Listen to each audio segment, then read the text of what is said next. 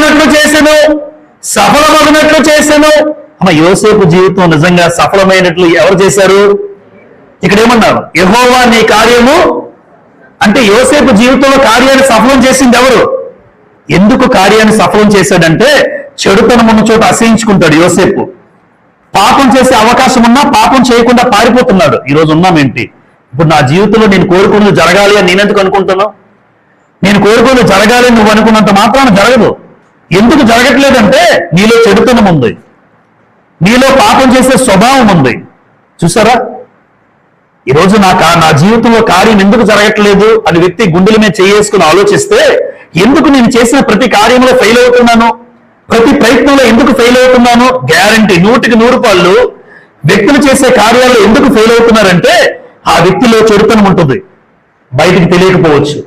ఆ వ్యక్తిలో పాపం చేసే స్వభావం ఉంటుంది, బయట